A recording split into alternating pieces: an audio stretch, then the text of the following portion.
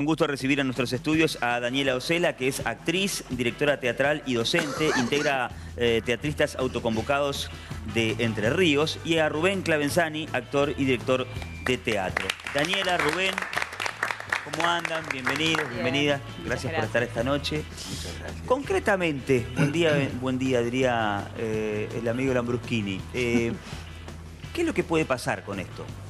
¿Cuál es el punto más importante sobre esta discusión? Bueno, lo más importante es que el Instituto Nacional del Teatro, a partir del decreto presidencial que se sacó la semana pasada, pierde su carácter autárquico y federal. Eso es lo más importante. ¿Ergo? Ergo, eso pierde conocimiento del territorio, políticas culturales que respondan efectivamente a las demandas que cada territorio tiene, a las necesidades de cada territorio, y por sobre todas las cosas que las decisiones, es decir, qué políticas se llevan adelante, qué políticas culturales se llevan adelante, en vez de estar tomadas por un consejo colegiado que tiene un representante de cada región del país, van a estar siendo tomadas por una única persona que está en una oficina en Buenos Aires. Que desconoce las realidades y federales. Desconoce el teatro independiente argentino, vamos a decir. Bien, ¿ya se ven actualmente hoy consecuencias sobre esta historia o todavía no? Se vienen viendo, digamos. Ajá. Se vienen viendo porque... Algunos no hace señales mucho, de alerta, digamos. Sí, no hace mucho, no sé, iba a dar un taller en Ushuaia y la persona que estaba a cargo de la sala le habían cortado el gas por falta de pago porque el instituto apoyaba, ya no distribuía los fondos de la manera en que lo venía haciendo. Entonces, matar a una institución es quitarle los fondos. Y sobre todo, como dijo Daniela recién, el instituto, la ley 24.800 es totalmente federal y cuesta implantar algo en el país federal, en este país que se pone hoy rivadaviano, digamos así, si echamos una lectura a la historia, muy rivadaviano, donde se concentra todo en una ciudad-estado, en manos de personas que no saben ni dónde está, no digo Entre Ríos, Lanús. La vida teatral de Entre Ríos siempre fue una provincia que hacía latir el teatro. Sí. Pero se multiplicaron las salas, los apoyos, que hubo diferencias, discusiones, pero como hay en toda institución. Pero la evolución que marcó en la comunidad teatral, en la vida artística de las comunidades, el Instituto del Teatro fue notable, sobre todo en el área pedagógica, porque todo estaba concentrado en Buenos Aires. Y yo puedo hablar, y me voy a jactar de esto, con perdón de muchas cosas, como docente, hubo una bisagra de actrices, de actores, que decidieron quedarse en el lugar, en Salta, en Entre Ríos, en Santa Fe, en Tierra del Fuego, sin necesidad de capacitarse y probar suerte, con muchas profesiones. Sí. Y esa federalización, esa distribución de fondos, ¿en manos de quién? De personas que conocen la actividad, no solo artistas, gestores culturales. Porque el presupuesto realmente, si está en manos de alguien que no sabe para dónde va el dinero, y claro, va a distribuir número, porque lo conoce, claro, porque le dijeron. Un número frío. Y acá todas las personas que arribaron a la conducción en cada distrito, arribó por concurso, con un empleado en cada lugar. No hay posibilidad de que haya, como dicen, sí, hay un no, desfalco, claro. No, para nada. Panel, vamos a darle. Sí, les quería consultar, porque bueno, primero yo obviamente soy defensora de la cultura, hacia la identidad de todos los pueblos. Total. Nosotros, como bien decía, Entre Ríos es una provincia de mucho impacto en la cuestión teatral, salas por todos lados. ¿Esta situación, ustedes creen que tiene que ver exclusivamente con una cuestión de ajuste presupuestario, de recorte, o que tiene digamos, como voz encubierta de querer acallar a quienes a través de la cultura son voces disidentes del gobierno? Yo creo que no solo voces disidentes, lo que tiene el teatro es encuentro, el teatro es conflicto, es ponernos a pensar, es discutir ideas, es reunirnos en sociedad y ponernos a preguntarnos cosas. Yo lo que creo es que de alguna manera no es presupuestario, porque si tenemos en cuenta que el presupuesto del Instituto Nacional del Teatro es el 0,01%, o sea, estamos hablando de un valor ínfimo que tiene menos de 150 empleados hoy por hoy el instituto, un instituto nacional, no estamos hablando de dinero, sí estamos hablando de cómo se hacen las políticas culturales, cómo se llevan adelante las políticas culturales. Las políticas culturales, desde esta mirada, no van a ser más federales, sino que van a ser, bien como decía, centralizadas de unos pocos. Exactamente, y de muy pocos. Y eso es una de las, eso sí tiene una pretensión elitista y de excluyente. Hasta antes de esta decisión, ¿qué hacía el Instituto Nacional del Teatro en Entre Ríos, por ejemplo? Bueno, en Entre Ríos tenía una actividad. Yo nunca pertenecí a la conducción del instituto, pero formo parte de del colectivo de actrices y actores de la región. Y el teatro independiente es el país. El instituto puntualmente aportó dinero a salas. Decía recién, hubo una generación que hoy tiene entre 40 y 50 años que decidió vivir del teatro. Mucha gente que heredó propiedades y hoy acá hay ejemplos, son salas teatrales. Salas culturales, sí. No puso el dinero en una mesa de dinero ni lo sacó, ¿no es cierto? Todo el dinero, el pequeño dinero que no sale del Tesoro Nacional, sino que sale de loterías y del Confer, que es una actividad que generamos nosotros mismos. Exacto. No es que le pedimos para que... Ese dinero no sale del país, ese dinero da vueltas totalmente, permite que se haga un encuentro en Salta, que vaya gente de Mendoza, que vaya gente de Villaguay, de Mojones Sud, de Maciá, de Crespo. La plata, perdón, te interrumpo, la plata o el dinero, los fondos, iba a eso, a una ayuda a tal sala, a pedagogía para aprender tal cosa. A que los maestros roten, maestros de Buenos Aires, de Rosario, de Santa Fe, de Paraná y viceversa. Además, el auspicio y el apoyo de festivales, que son puntos de encuentro, son hechos festivos, pedagógicos, que irradian arte por todos lados y que permite la comunicación directa de la comunidad con los artistas, que pueden comer en la casa, que andan por la calle, porque no solo se limita el teatro a la sala, sino a las calles, a los paseos, a las plazas. Y todo eso genera una riqueza inmensa que no se reduce a una franja etaria. Hablamos de niños, niñas en adelante. Y sabemos que el teatro es una de las artes que se demoró más en escribir. No estamos hablando de los griegos, estamos hablando del teatro escrito como técnica. Stanislavski fue el primer hombre, la primera persona que escribió técnicas de teatro. Porque si no decís, bueno, vamos a llorar. ¿Cómo lloramos?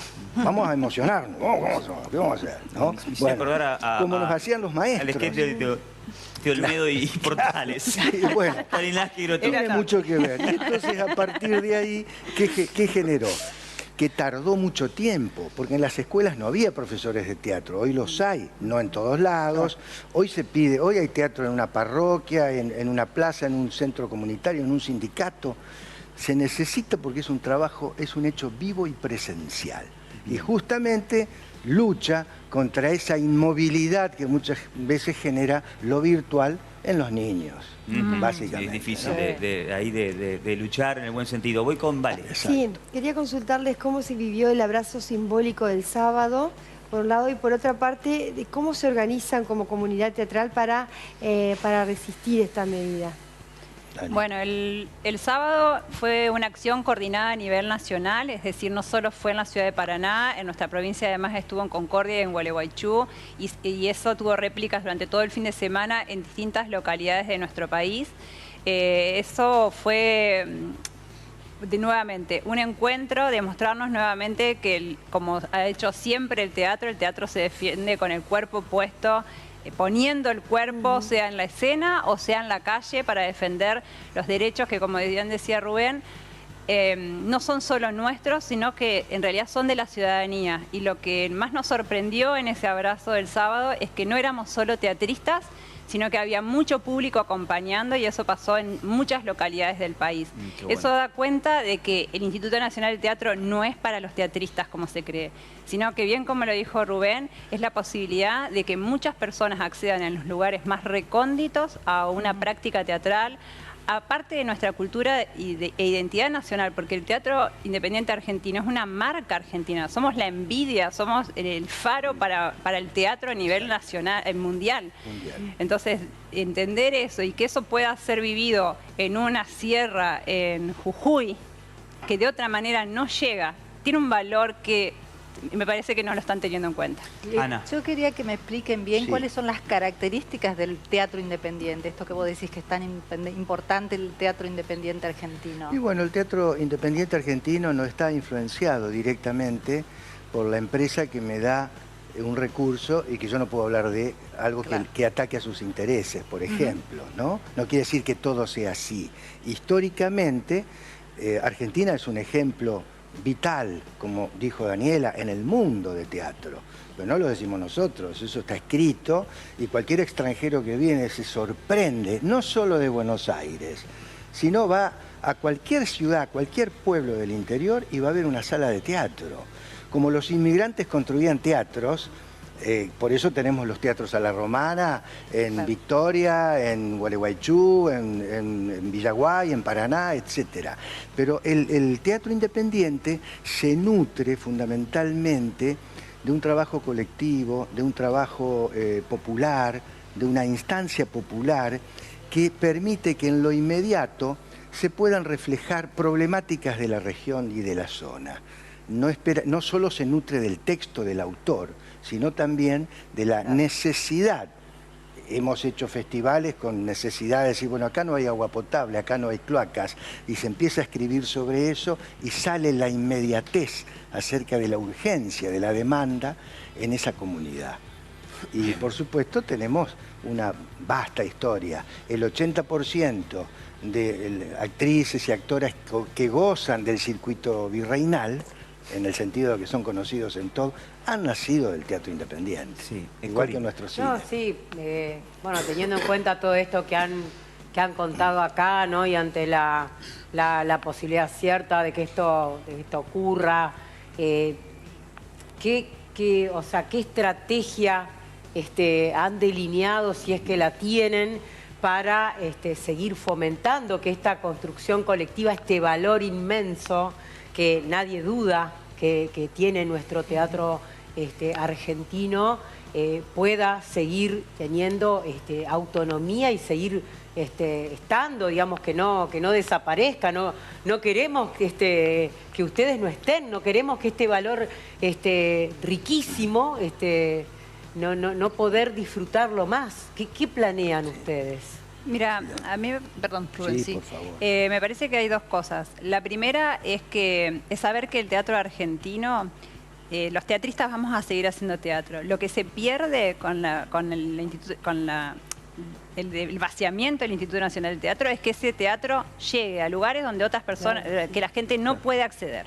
Eso tiene que quedar claro. Nosotros teatro vamos a seguir haciendo en peores condiciones, con digamos, menor calidad de producción, pero la realidad es que eso no va a llegar al público y hay un montón de personas que no va a acceder. Cuando yo entro a una sala y hay calefacción, hay la luminaria, como si estuviera en una sala de Buenos Aires, no tengo que esperar ir a Buenos Aires y tener la plata para ir a Buenos Aires.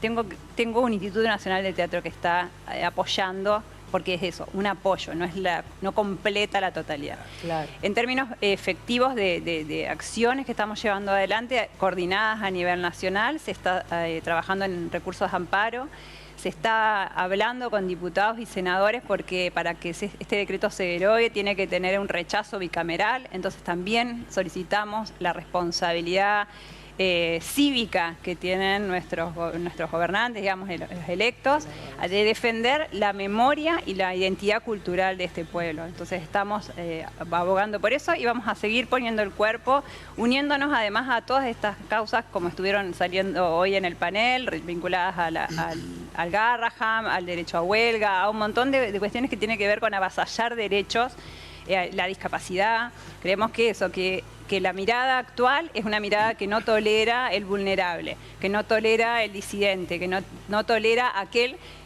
que no reconoce que las posibilidades no son iguales para todos. ¿Y cómo hacer, por ejemplo, perdón, ¿cómo hacer para que para que esta postura, para que este posicionamiento de ustedes no sea interpretado como partidario y en contra de? Porque me pasa todo el tiempo, como estoy de panelista en este canal, me dicen, no, lo que pasa es que Pepito que fue y Juanita que fue son partidarios, entonces están en contra del gobierno. Es decir, ¿cómo trasladarle a la gente que esto no es así, que es una crítica real, concreta, digamos, que está recontra fundamentada y que no tiene un viso partidista, por ejemplo? No, es absolutamente pluralista. Quienes han generado esas opiniones son personas que jamás se las ha visto en una sala de teatro, en un teatro callejero, en ningún lado. No sé de dónde han sacado esas cosas, porque realmente si hay algo pluralista se discute, que haya gente de distintos partidos, es lo más rico. La heterogeneidad enriquece, y más en el teatro, a nivel ideológico, a nivel partidario, a nivel edades, es maravilloso. A nivel géneros, esa heterogeneidad siempre tiene que estar siendo defendida desde la lectura teatral, porque está expuesta en los grandes clásicos y hoy se tiene que continuar con eso, porque es realmente lo que genera un cambio. Pero en absoluto podemos decir que haya habido una persona que hable en nombre de un partido, en nombre del otro, tiene todo el derecho de hacerlo, pero no hay una identidad puntual. Este teatro, nace la ley 24.800, así rápidamente. Esto nace en la década del 30. Ya Tita Merelo, Cunil Cabanellas, que fue el primer director del Instituto Nacional de Estudios del Teatro, que está ahí en la intersección de Avenida Córdoba y Libertad, en el Teatro Cervantes, en una esquina. Ahí se empezó a sembrar una semilla y siempre se sintió la necesidad de crear una entidad. Esto tuvimos la posibilidad de hablarlo con el negro Carlos Carela, con Alberto Busaid, con Irma Córdoba, que tenía mucha presencia porque su padre fue productor en el Teatro 3 de Febrero, digo, actrices, actores que ya no están, pero que pueden hablar. Lolita Torres también. ¿Perdón? Lolita Torres. Lolita Torres, pero cantidad. Bueno, Alejandra Darín, que lamentablemente nos dejó hace poco. Personas que han luchado y que vienen de familia, ¿no es cierto? De actrices, de actores, de espectáculos circenses, porque el teatro popular arranca en el circo criollo. Porque la gente, hasta no hace mucho, a mí me preguntaban en el teatro, che, ¿podré ir de saco sin corbata? Pero no era así. Gente que me superaba en edad y que estaba acostumbrada a que si no se podía ir de alta gala, claro, no podía. Entonces, esa presencia popular la daba el circo, que Argentina tiene una riqueza de arte circense enorme. Y ahí veíamos nuestras obras gauchescas, obras realmente de primera línea, ¿no? Que reclamaban. Y eso molesta. Si vemos la historia, no solo Ricardo Gutiérrez con el Juan Moreira, está Calandria aquí de Martiniano Leguizamón, con otras lecturas y otras visiones, pero digo, el teatro siempre fue como una molestia, una interferencia. Entonces, de pronto, claro, Daniel y yo estamos en el mismo partido, nada que ver, nada que ver. Una mirada es como la que está teniendo... Me encanta que lo aclaren, porque hay gente que... En absoluto, bueno, en absoluto. Me Ahora, encanta, sí. Si uno dice a través del teatro, vamos a defender la Antártida Argentina, vamos a defender el agua dulce, porque lo hemos hecho en la calle, en la sala, vamos a defender el clima, el medio ambiente, la industria nacional, vamos a emular a la guerra de secesión que se produjo en Estados Unidos, que no habla Estados Unidos, que fue lo que industrializó el país y despegó. De eso no se habla. Terminó con la esclavitud y empezó a industrializarse, como decía Belgrano. No vendan la vaca viva, hagan los zapatos acá. Estamos hablando 200 años después de lo mismo.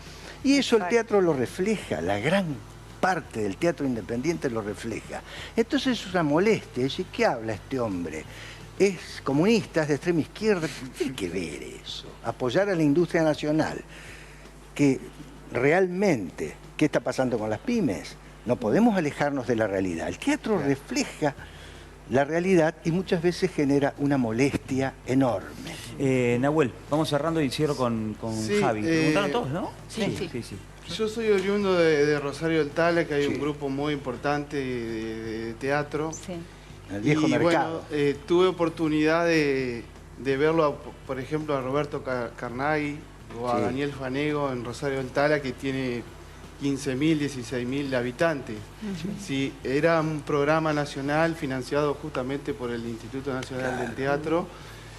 Si no hubiera existido esa posibilidad, jamás hubiera visto yo quizá a actores de esa talla, ¿no? En un lugar del interior profundo, diríamos, del país. Pero ahora estamos hablando de teatro, ¿no? Pero no solamente el teatro como expresión cultural ha sido atacada, digamos, por este gobierno, sino hemos visto artistas, mujeres, jóvenes, atacadas con mucha virulencia. Y también el Instituto Nacional del Cine, que también ha sufrido recortes muy importantes. Entonces, ya han dicho bastante, digamos, y muy bien, muy profundo, pero quizá una reflexión final sobre por qué creen ustedes que este gobierno en particular ataca las expresiones populares, expresiones culturales de carácter público y colectivo como es el teatro, entre otros. ¿Querés? A mí me parece que claramente tenemos hoy se está proponiendo una mirada de mirar para afuera, de que lo que vale es ese producto que nos trae la industria extranjera, que lo que vale es un producto enlatado y no una industria nacional como es la del cine, como es la del teatro, como bien vos decías, como fue en su momento también lo que fue la industria del libro, digamos, en un momento también fue atacada. Entonces me parece que hay una mirada que puede ser válida. Lo que tenemos que discutir es si esa es la única mirada. Porque si en las políticas públicas van a decidir solo quienes están hoy en el gobierno de turno y no tenemos la posibilidad de decidirlo colectivamente como sociedad, es decir, que con la intervención de distintos sectores para que esas políticas públicas sean plurales, estamos en un problema, ¿sí? Porque, bueno, puede ser que a alguien le interese solo eso. El problema es cuando esa persona está en el poder. Claro. Y quiere que solo sea eso lo que se venda o lo que circule. Y me parece que ahí está, por lo menos a mí, la discusión que me interesa dar. Cuando estamos en lugares de poder y diseñamos políticas públicas, políticas culturales, tenemos que atender a la heterogeneidad. Y desde mi lugar, creo que eso es lo que este gobierno no le interesa. Encierro con vos, Javi. Sí, está bien. Al igual que Nahuel, yo soy de Nogoyá.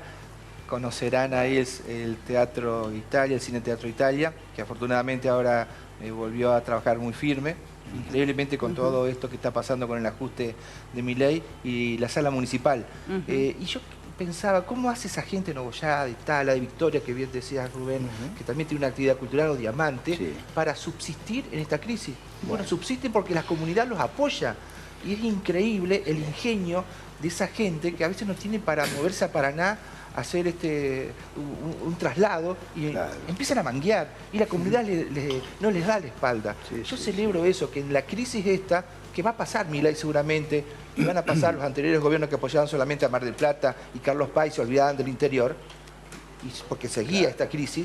Entonces la comunidad es la que está sosteniendo y defendiendo, y también algunos intendentes, como la intendenta Rosario Romero, o el intendente de Nogoyá, o de Victoria, o de Tala, que están apoyando con lo poco que tienen a esta actividad que es señera y que da prestigio. Esos apoyos vienen de los primeros festivales. Yo me formé en el medio de festivales en los años 70, te lo hago muy sintéticamente, en un espacio que se llamaba la Coordinadora de Teatro Santafesino, y se hacía todo a pulmón. Los primeros festivales que hicimos, por ejemplo, en Maciá, que digo hicimos porque era todo un colectivo, esa sala Mónica Pese, a donde vos lo conociste a Carnaglia, también tuvo un aporte, esa era parte del viejo mercado. La Asociación Cultural de Nogoyá, vecina del Teatro La Italiana, que es el segundo teatro como patrimonio arquitectónico provincial de la provincia, también en Nogoyá, en Tala, en Maciá, en Crespo, en Diamante, en Concepción del Uruguay, hasta en Islas del Ibicuí, se han hecho festivales en los años 80, en los años 90, totalmente a pulmón, con el esfuerzo, como ustedes decían, de las intendencias y demás, de secretarías de cultura, de direcciones de cultura. Después empezó a jerarquizar eso, porque antes las coordinaciones de cultura en las pequeñas comunidades era el profesor que tenía entusiasmo, pero no tenía una moneda. Entonces, no, después no, hay que presupuestar, como obras públicas, como hacienda, cultura, arte, tiene que tener un presupuesto. Y empezó a jerarquizarse, pero con la creación del instituto ya le dio un formato más profesional como merece todo el territorio nacional. Lamentablemente, insisto, no sé, el subsecretario Brunetti, yo no lo conozco, yo no soy, pero pregunto. Mirá que tenemos vínculos en los 24 distritos, y si vos me decís Federal, Feliciano, La Paz, cualquier teatro que te podríamos decir, porque tuvimos la dicha de trabajar en los 17 departamentos y cuando eran 15. Nadie lo conoce. Digo, ¿cómo puede proyectar una política cultural alguien que no conoce el territorio? Es muy difícil. Y la gente. Entonces, ahí se nos complica. Por eso creo que la resistencia pacífica, pero con el esternón bien adelante, nos va a salvar. Y echó muchas raíces estos años el trabajo que se hizo desde el instituto y creó mucha conciencia. Así que estamos esperanzados, pero por supuesto siempre con los brazos levantados, ¿no? Daniela, Rubén, muchas gracias. Mil gracias por la visita. Muchísimas gracias. Gracias, Guasi, muy amable. Muchas gracias, muy amable. Nosotros vamos cerrando el programa de hoy, nos vamos hasta Nogaró, ¿les parece? Siempre hay una buena opción en Nogaró para disfrutar en familia, en pareja, con amigos. Nogaró, hacé tu reserva al 343-505-3181, lugar clásico de Nogaró, en la ciudad de Paraná, en esquina de Avenida Ramírez y Nogoyá. Disfrutar el menú más rico. Nogaró te espera el fin de semana para poder disfrutar. Nos vamos al Turquito, ¿les parece? Turquito querido, abrazo grande, papá. El Turquito tiene venta de bebidas por mayor y menor, envíos a domicilio. El mejor precio lo tiene el Turquito en Avenida Ramírez 1554 y Avenida Almafuerte 447. Haz tu pedido por WhatsApp al 3434-385-696. 23 horas 4 minutos en toda la República Argentina. Nos pasamos un poquito, pero bien lo merecía y lo valía el tema. Que descansen, nos encontramos el próximo jueves. Chau, chau.